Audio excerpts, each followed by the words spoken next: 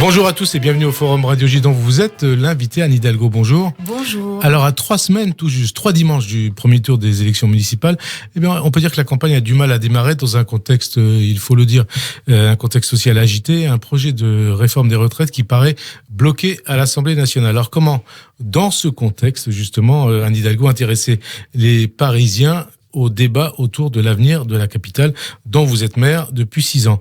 Faut-il voir peut-être aussi dans ces élections municipales une bataille essentiellement locale ou une bataille nationale? En clair, s'agit-il pour vous, peut-il s'agir pour les Français d'un référendum pour ou contre Macron, ou alors peut-il s'agir à Paris d'un référendum pour ou contre Anne Hidalgo?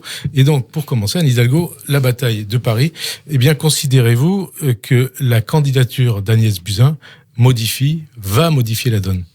D'abord, une élection municipale, c'est une élection qui vise à résoudre les problèmes, à apporter des solutions, à relever des défis dans une ville. Donc, c'est une élection qui, en fait, a pour principale question comment vivrons-nous dans 5 ans, dans 6 ans à Paris? Comment relevons-nous des défis majeurs, qui sont des défis d'ailleurs planétaires, mais qui ont un impact très concret localement? Je pense bien sûr aux défis climatiques, à la question de la pollution de l'air. Je pense à la bien sécurité, sûr, à tous ces sujets, le logement. Mais on va parler aussi. de tout ça. Alors sur la question que justement, vous posez. je vous renvoie évidemment cette réponse. D'abord, c'est une élection locale, municipale, et ça fait assez longtemps que je ne m'exprime dans la vie politique que à partir de mon expérience, de mes actions de maire ou des spécificités, des problèmes que peuvent rencontrer les Parisiens. Sur les candidatures, j'ai pris l'habitude de ne pas m'exprimer, de ne pas commenter les candidatures qui sont légitimes. On est dans un débat démocratique. Je pense que c'est très important d'avoir des projets qui soient des projets exposés par les différents candidats et candidates, et que ensuite les Parisiens puissent choisir. Bien sûr qu'il y a eu beaucoup de désordre, notamment dans La République en marche, qui ont conduit ce parti politique à choisir une autre candidate que le candidat initialement désigné. Vous avez déploré ce qu'on appelle l'affaire Griveaux aujourd'hui, en tout cas ce qui a conduit au renoncement de Benjamin Griveaux une semaine après.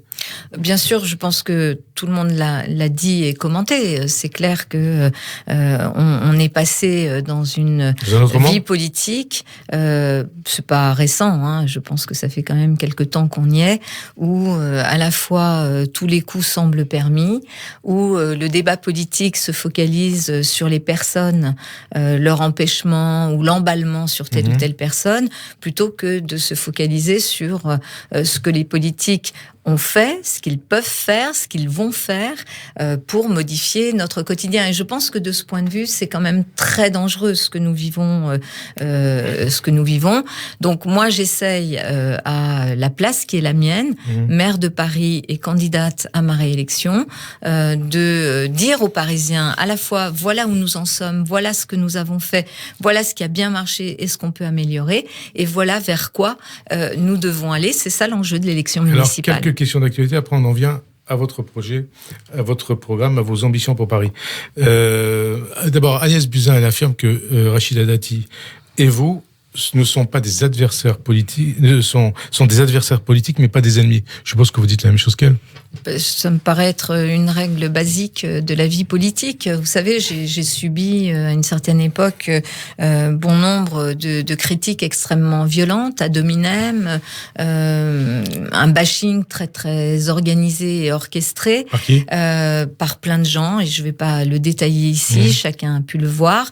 Donc moi j'ai une règle très simple, c'est la politique, c'est pas une affaire simplement de personnes. Bien sûr qu'il y a de l'incarnation et que nos personnalités sont importantes. Mais ce qui est important, c'est ce que l'on a fait, puisqu'on existe à partir des actes aussi que l'on pose, et ce que l'on veut faire.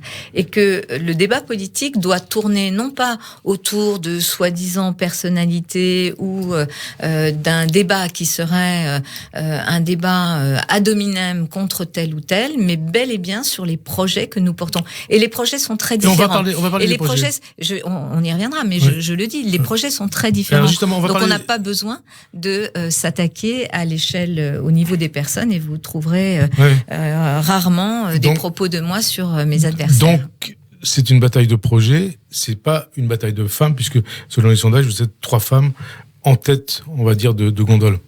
C'est original, c'est bien. On était déjà 2 femmes en 2014, donc c'est pas si nouveau que ça. Voilà. C'est très bien. Et alors, justement, les derniers sondages indiquent, en tout cas, qu'Agnès Buzyn est en hausse de 3 ou 4 points par rapport aux derniers résultats, indiqués par les sondages, les derniers scores de Benjamin Griveaux. On constate peut-être une dynamique autour de Rachida Dati. Vous êtes stable, vous êtes a priori en tête. Qu'est-ce que vous redoutez le plus dans cette élection?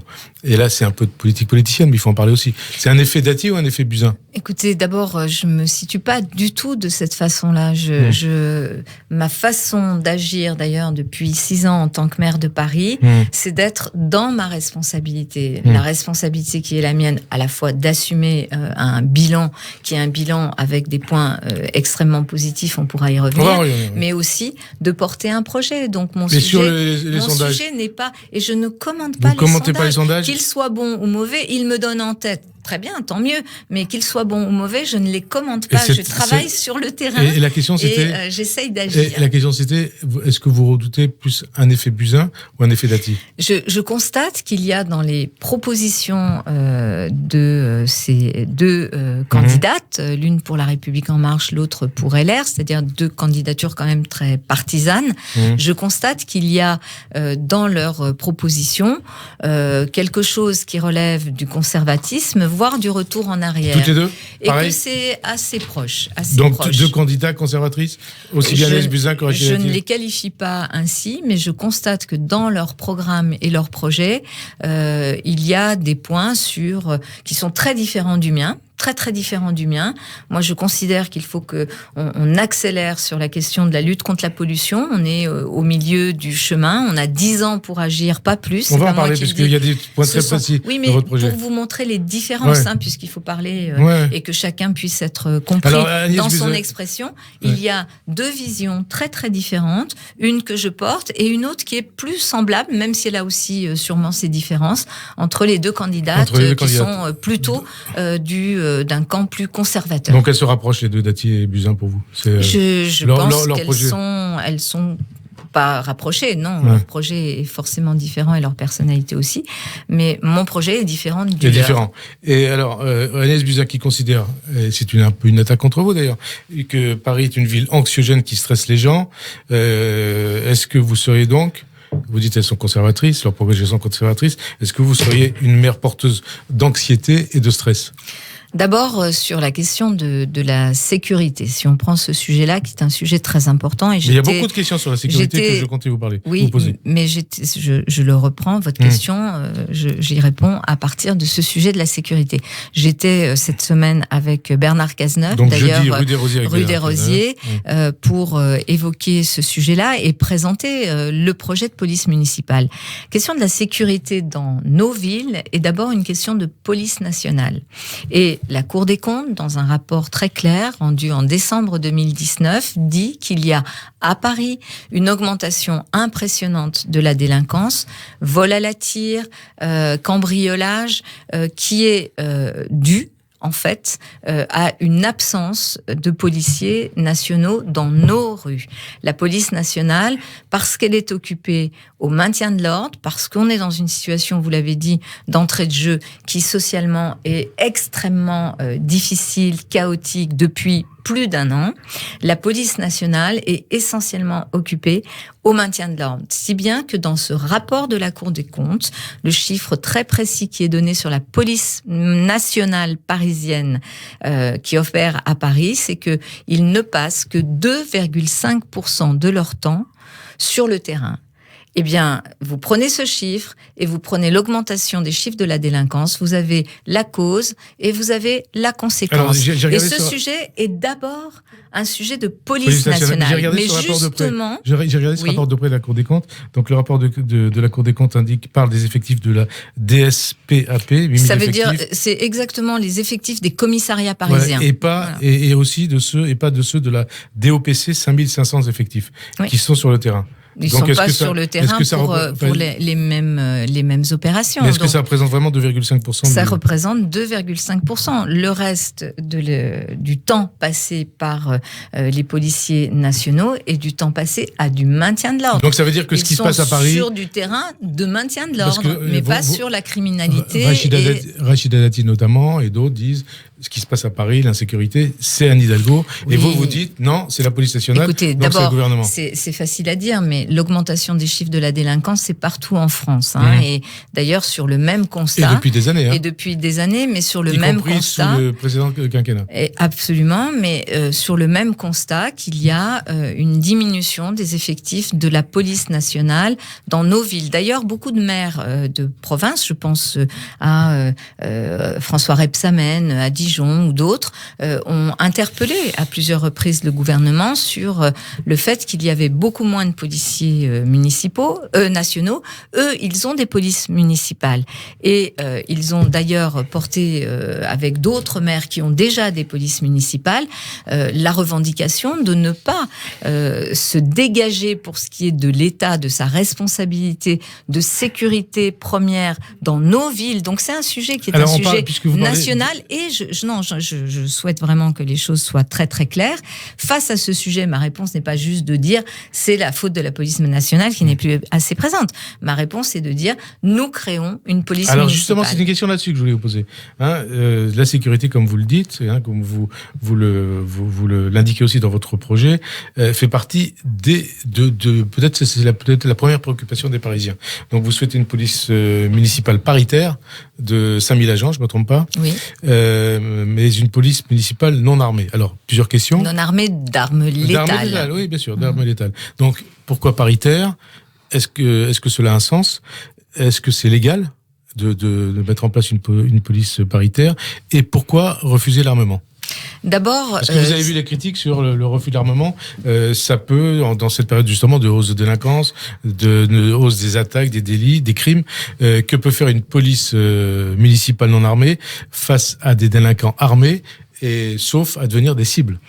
Alors, d'abord, en 2014, lorsque j'ai été élu maire de Paris, nous avions 700 agents à Paris, qui étaient l'équivalent d'une, non pas police municipale, puisque ça n'en porte pas le nom, mais d'agents de sécurité du quotidien. Mais à l'époque, vous étiez contre une police municipale. Absolument. Aujourd'hui, nous sommes à 3400 agents sur le terrain, donc je suis passée de 700 agents à 3400 agents, et nous irons jusqu'à 5000, voire peut-être plus, si besoin est, pour assurer la sécurité des Parisiens. Pourquoi j'ai changé d'avis, et je l'assume, sur la question de la police municipale. Je ne suis pas la seule d'ailleurs à avoir changé d'avis, puisque tous mes prédécesseurs, de droite comme de gauche, ont été contre la création... Vous parlez de Paris, hein. De Paris, de la création d'une police municipale parisienne. J'ai considéré, après les attentats, qui ont été une épreuve terrible pour nous, pour notre ville, j'ai considéré que, vu que la police nationale allait être concentrée sur la lutte contre le terrorisme, j'ai vu ensuite que elle était mobilisée aussi essentiellement sur la lutte contre, enfin la lutte, le maintien de l'ordre dans nos rues, parce que c'est voilà une situation sociale extrêmement chaotique et conflictuelle que nous vivons dans le pays. Il fallait une réponse aussi de la ville de Paris. Et j'ai fait un travail approfondi avant de prendre cette décision et de la soumettre au Conseil de Paris. Ce travail approfondi, je l'ai fait avec les Parisiens, à partir d'une évaluation de la sécurité des Parisiens. Et des experts aussi qui m'ont accompagné. J'ai conclu que nous devions mettre en place cette police municipale. Alors la question sur l'armement. Sur l'armement. Je n'ai absolument jamais eu de tabou sur ce sujet-là. D'ailleurs, d'entrée de jeu, je l'ai dit. Mais tous les experts que j'ai pu consulter et mes collègues maires qui ont en France, mais aussi à l'étranger, des polices municipales, m'ont dit la majorité des choix, c'est d'avoir comme police municipale des policiers municipaux non armés d'armes létales. Bien sûr qu'ils ont des armes qui leur permettent d'interpeller, de maintenir. Ils ont une formation aussi pour pouvoir interpeller des personnes qui commettraient des infractions dans la rue. Pourquoi mes collègues maires de la plupart des grandes villes de France et du monde, hormis peut-être Nice pour ce qui est de la France et je citerai pas les grandes villes du monde, mais pourquoi ont-ils opté pour une police non armée d'armes létales ? Parce que l'armement ne peut pas servir une police de proximité. Qu'est-ce qu'elle doit faire ? À quoi sert cette police de proximité ? Elle doit servir à lutter contre les incivilités. Les incivilités dans la rue, sur la route, des incivilités dans les magasins, du harcèlement de rue pour les femmes, la lutte contre notamment l'antisémitisme. On va en parler. L'homophobie, c'est ce combat-là que doit porter cette police de proximité. Et pour ce faire, elle n'a pas besoin d'armes. Quand on me dit, elle sera une cible et donc il faut qu'elle soit armée, non, elle est bien sûr c'est pas préparée. Votre conception de la police municipale. Non, et et c'est pas ce comme n'est ça pas que vous envisagez la les conception majoritaire dans le pays des maires qui ont opté pour des choses. polices Et pourquoi municipales. une police paritaire ? Pourquoi cette parité et est-ce que c'est légal ? Bien sûr que c'est légal. Vous savez que nous devons faire émerger dans tous nos recrutements et que nous le faisons à l'hôtel de ville, faire en sorte de tendre vers la parité. D'ailleurs, Paris a reçu un label du ministère sur ce sujet-là. Donc bien sûr que c'est légal. Nous ne faisons que des choses légales. Pourquoi paritaire ? Je pense que c'est très important dans la rue d'avoir aussi des femmes en uniforme. Et autant de femmes en uniforme que d'hommes en uniforme. Parce que je pense que c'est aussi la représentation des femmes, c'est aussi le respect, cette police sera formée au respect, c'est aussi le respect des femmes qui sera en partie assuré par cette représentation importante que nous aurons sur le terrain. Paris toujours, Paris version politique. Agnès Buzyn a reçu le soutien de Gaspard Ganzer, qui était à vos côtés il y a 6 ans, et qui dit aujourd'hui, elle sera maire de Paris. Qu'est-ce que vous en pensez ? Écoutez, je ne vais pas commenter. Non, mais Ganzer, qui était avec vous. Oui. Il s'est passé en 2017 un fait majeur dans le pays, c'est que le paysage politique a changé radicalement et qu'est arrivée une force politique qui n'existait pas avant 2014 et qui s'appelle La République En Marche. Donc c'est uniquement une décision politicienne de Ganzer ? Je n'ai pas commenté. D'accord. Et au passage, puisque vous dites, on va parler d'ailleurs plus précisément des projets, ça va être une bataille de projets. Il faut un débat à tout prix ? Ah oui, bien sûr, moi je suis pour. D'ailleurs, j'ai dit que j'étais prête même à plusieurs débats. Est-ce que vous confirmez plusieurs débats ? Est-ce que s'il y en a qu'un, il y en aura qu'un, mais plusieurs débats ne me dérangent pas. Le 4 mars, c'est en tout cas, c'est une date qui est en train d'être avancée par toutes les équipes de campagne. Et moi, j'ai parce que Rachida Dati au départ était opposée, elle est pour maintenant. Écoutez, vous lui poserez la question. Je suis pas sa porte-parole, donc moi je sais que je suis pour. Je l'ai dit dès le début. J'aurais pu ne pas, peut-être être. C'est souvent le maire sortant ou l'élu sortant est moins enclin à faire des débats avant le deuxième tour, mais je suis pour, je l'ai dit et je les ferai. Et c'est essentiel pour vous, hein ? Oui, c'est très important. Je pense que, vous savez, il faut montrer aussi aux Parisiens, d'abord, ce que l'on a envie de leur proposer, mais aussi la capacité qu'on a. Je le redis, je pense que les femmes et les hommes politiques, bien sûr qu'ils se définissent par leur personnalité. Être maire de Paris, c'est avoir une capacité à vraiment peser. Et peser fortement souvent parce que Paris c'est la capitale de la France, Paris est confronté à des défis particuliers et Paris c'est aussi une ville comme les autres où les habitants ont envie d'avoir une vie comme dans les autres villes avec des crèches, des logements, avec des services pour les personnes âgées, avec un accueil pour les personnes en situation de handicap et donc il faut dans cette ville être très indépendant, très libre, très autonome et je pense que le débat va pouvoir aussi montrer la capacité de chacune et de chacun à agir pour notre ville et ça sera un élément déterminant pour les Parisiens. Vous êtes, je crois, si je ne me trompe pas, 11 candidats et candidates à peu près, je ne les ai pas tous comptés, ça doit être à peu près ça. Ça peut être un débat avec tous les candidats ? Je crois que les chaînes qui sont en train de travailler sur la proposition sont autour de 7 candidats. 7 candidats, très bien. Agnès Buzyn, puisqu'on va parler de projet, on va parler du vôtre quand même, le sien. Est-ce qu'elle a raison d'abandonner le projet de Central Park à la Parisienne, à la place de la gare de l'Est, et puis de ce chèque de 100 000 € qui était destiné pour Benjamin Griveaux à aider les Parisiens pour acheter un logement?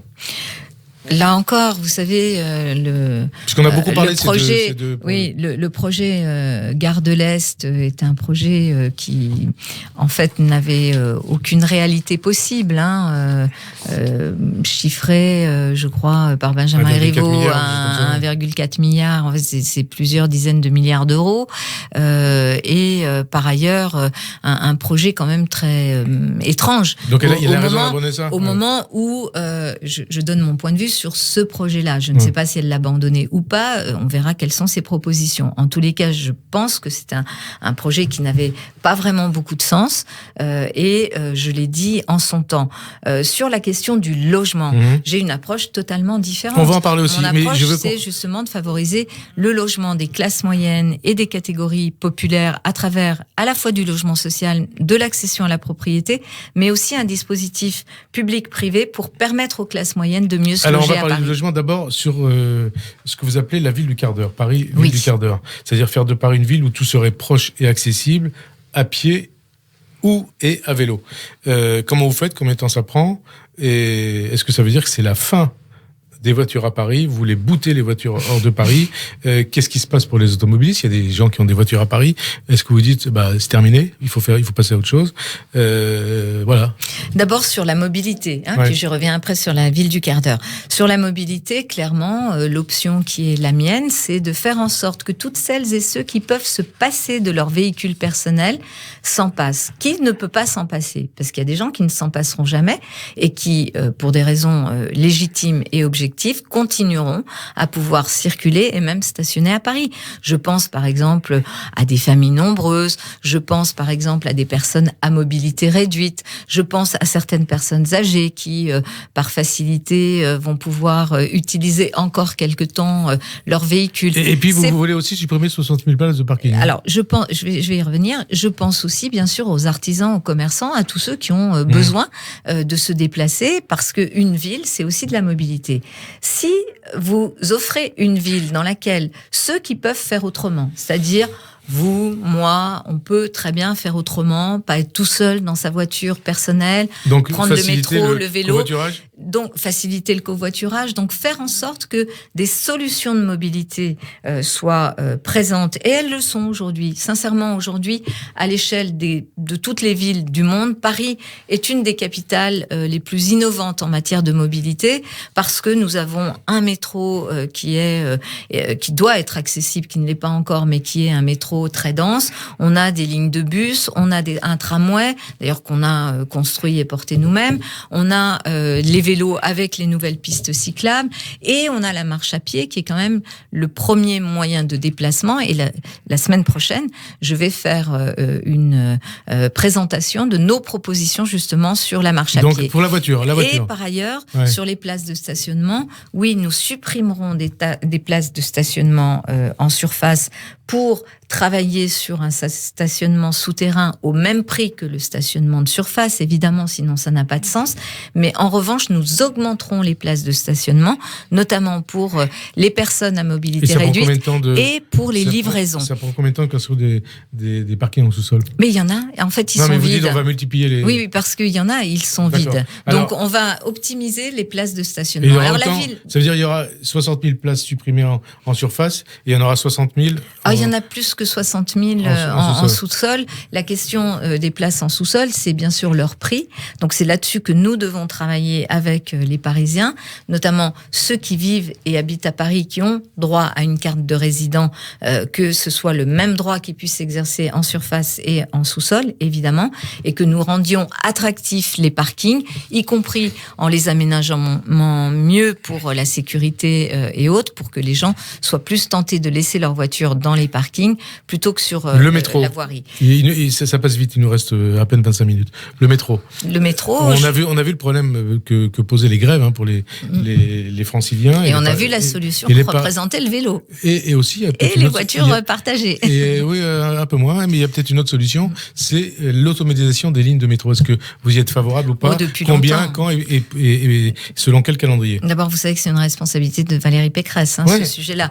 Bien sûr que je suis depuis très longtemps c'est en concertation aussi avec vous, avec l'État. Je suis très favorable, ça n'a pas beaucoup bougé malheureusement, mais très favorable à l'augmentation évidemment des lignes automatisées, et la ville de Paris y contribue financièrement, et aussi à leur mise en accessibilité, notamment pour les personnes à mobilité réduite, dans la perspective des Jeux Olympiques et Paralympiques.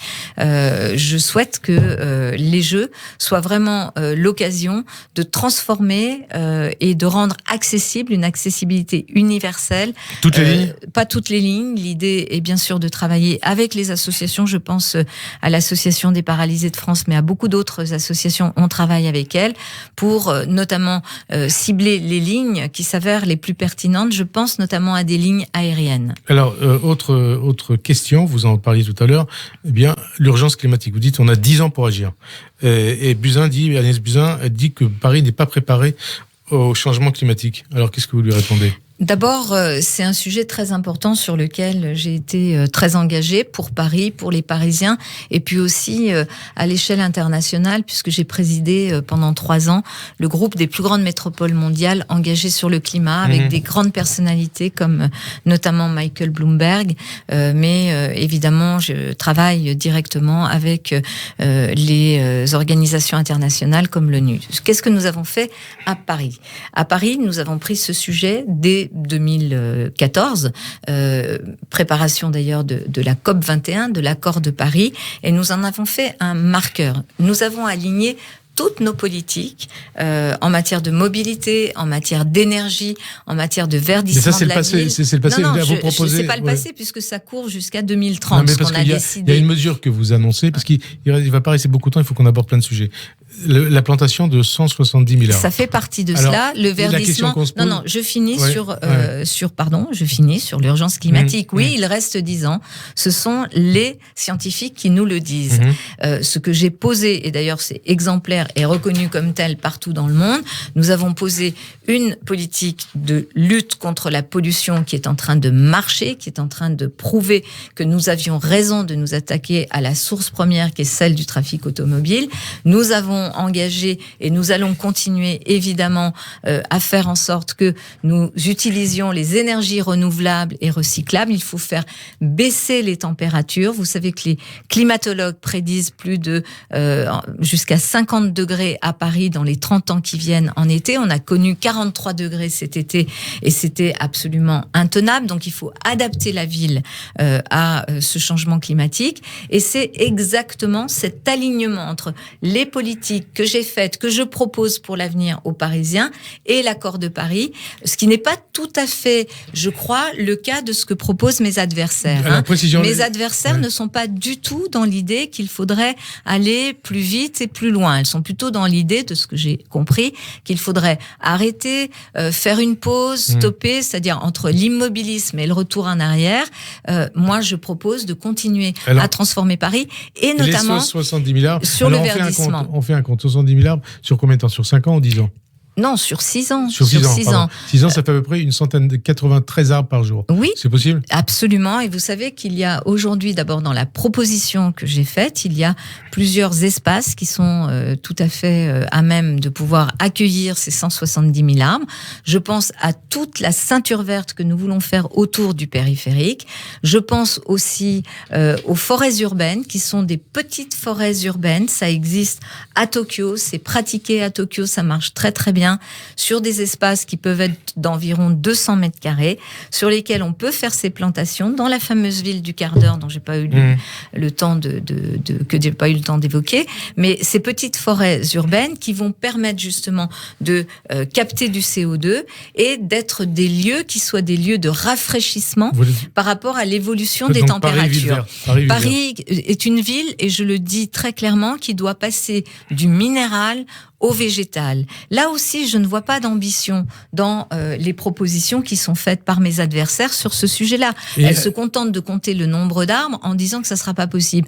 Pour moi, il n'y a pas grand-chose d'impossible, et notamment Paris, le mot c'est pas possible à Paris, ça ne devrait pas exister, surtout que nous sommes la ville de l'accord de Paris et que nous devons être exemplaires. Imaginez, Frédéric Aziza, que Paris n'applique plus l'accord de Paris, puisqu'en fait c'est ce qu'elle nous propose. Elle vous propose, c'est-à-dire Rachida Dati, Agnès Buzyn. Oui. C'est anti-accord de Paris. Elle propose l'immobilisme, c'est-à-dire on freine en tout matière, ce qu'on en matière d'urgence climatique. Lutte contre la pollution, en matière de verdissement de la ville, en matière... elle nous propose ou le statu quo ou le retour en arrière. Vous imaginez ce que nous disent aujourd'hui les scientifiques. Si dans les 10 ans qui viennent, nous ne sommes pas déterminés à continuer à agir, alors ce sont nos enfants et nos petits-enfants qui ne pourront plus vivre dans cette ville extraordinaire qu'est Paris. Alors, logement. Et moi, je pense à eux parce que la bienveillance, c'est de penser à eux. Logement. On va parler d'un point concernant le logement. Le candidat ELV, David Belliard, qui, a priori, peut être... votre allié après l'élection. Ce serait quelque chose d'assez logique, même si il faut bien sûr toujours discuter et respecter chacun dans ses particularismes. Justement, particularisme. Alors, il veut créer, comme vous, plus d'espaces verts. Mais alors aussi, il veut mettre un coup d'arrêt aux grandes opérations d'urbanisme. Il dénonce ce qu'il appelle le bétonisation de la ville, donc vous seriez la cause, et promet de revoir les projets sur les zones d'aménagement concerté, de mettre un coup d'arrêt à la ZAC Bercy-Charenton, un projet, dit-il, d'un autre temps, qui prévoit donc 6 tours et une tour de 180 mètres de haut. Est-ce que vous êtes prête à annuler ce projet pour arriver éventuellement à un accord avec lui, pour mettre d'accord avec lui? On a une vision un peu différente.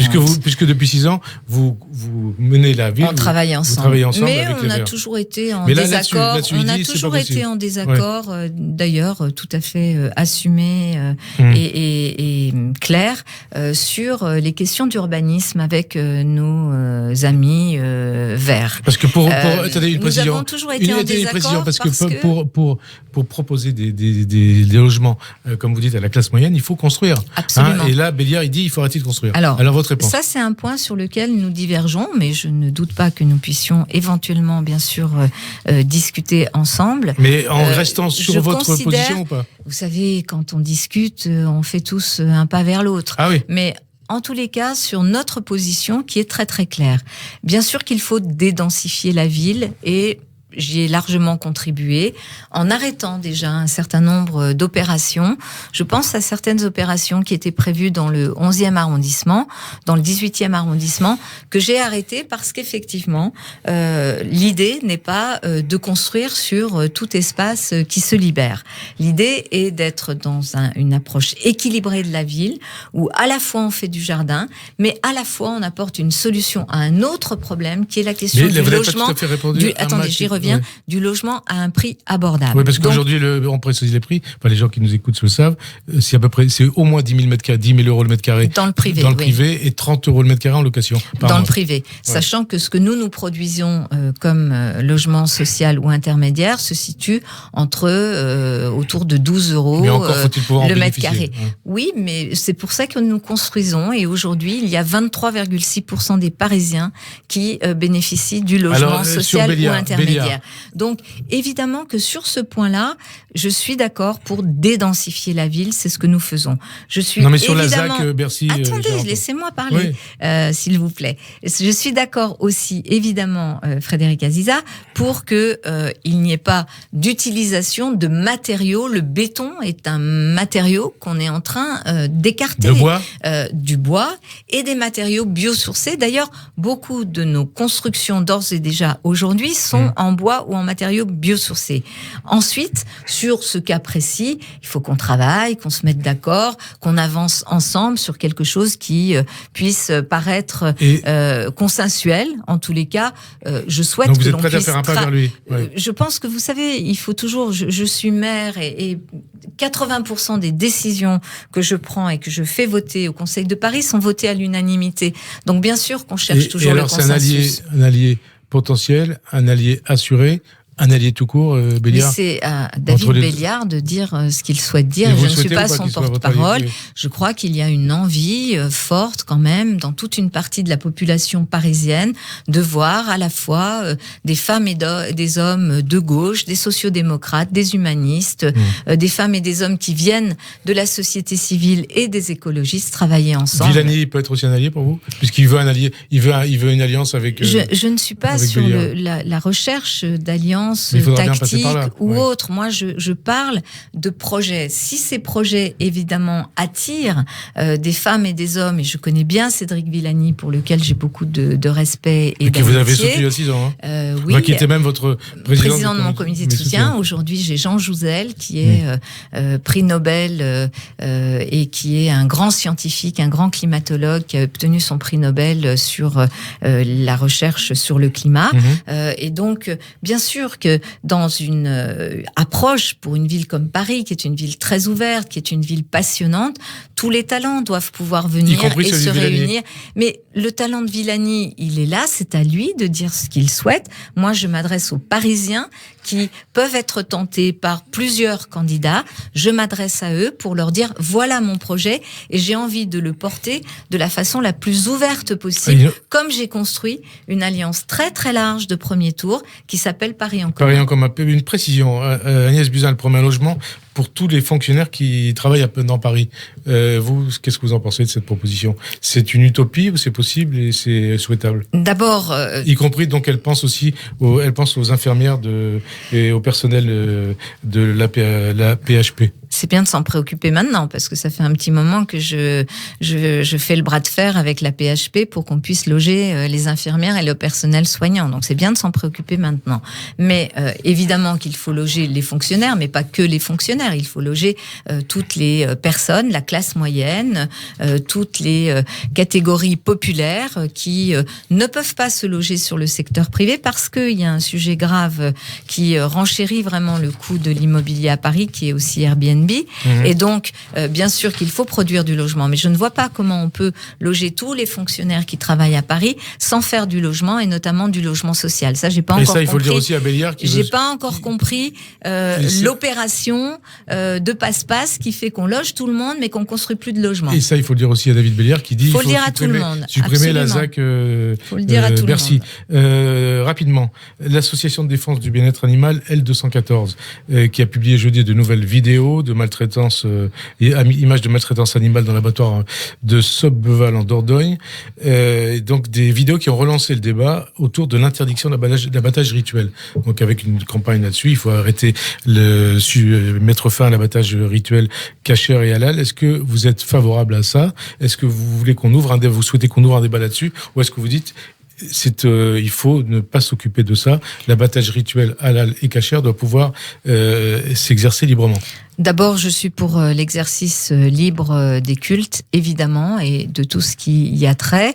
Deuxièmement, c'est un sujet qui ne relève pas de la maire de Paris, pardonnez-moi, ça relève des autorités nationales. Sûr, vous êtes en revanche, en tant que maire de Paris, par exemple, dans nos cantines scolaires, où on ne pratique pas de repas ni kasher ni halal, nous sommes évidemment engagés pour aller chercher des produits, y compris diminuer évidemment les produits carnés. Moi-même, je suis végétarienne, donc vous voyez, je vous en parle de façon extrêmement directe, diminuer les produits carnés et aller vers des produits carnés lorsqu'on doit y aller pour les enfants, qui soient bien sûr le plus compatible possible avec la question du bien-être animal. Mais franchement, je pense que ce sujet-là, d'abord, il doit se régler au niveau du ministère des cultes, qui a en charge les cultes, avec les cultes que je respecte, et je ne souhaite pas que la mairie de Paris, la maire de Paris, soit engagée pour dire il faudrait interdire ou pas. C'est vraiment un sujet qui doit être...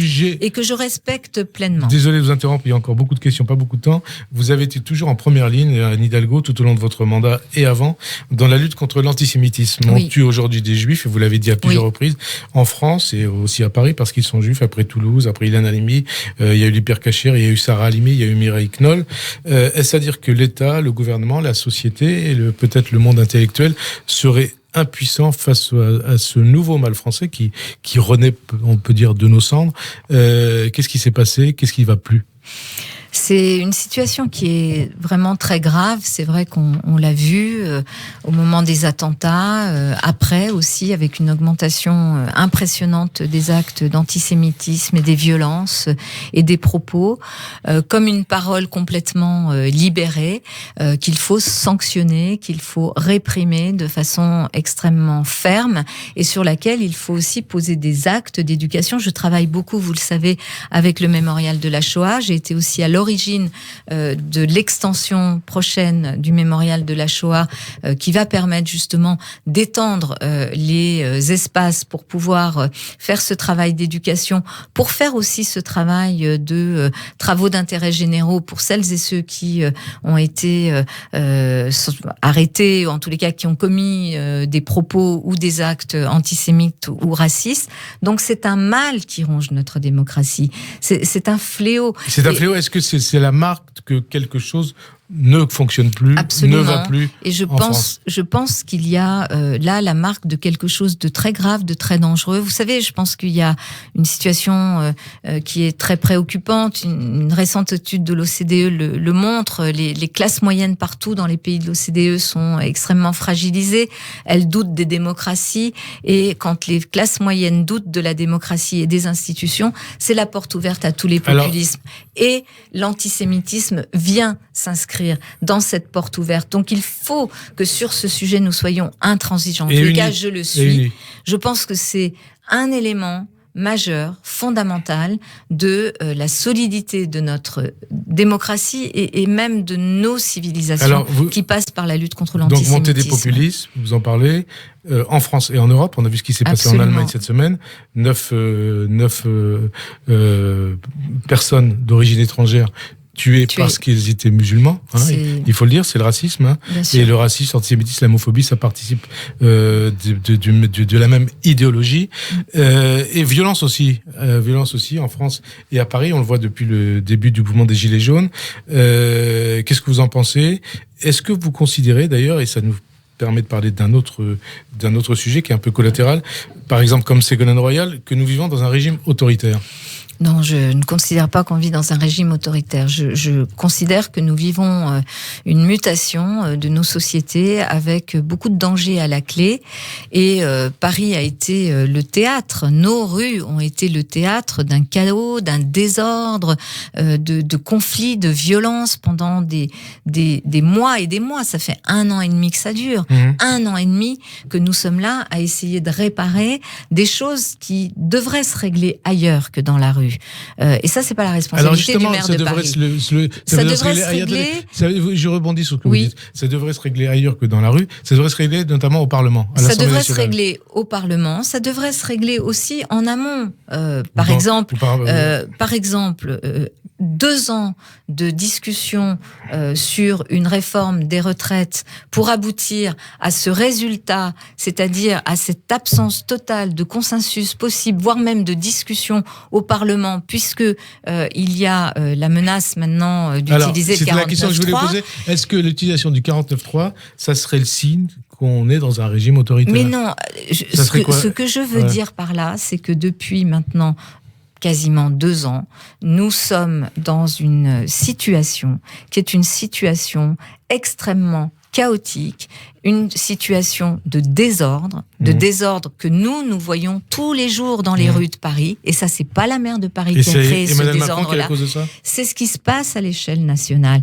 Il n'est pas évidemment responsable de ce désordre, mais il y a une impossibilité de dialogue.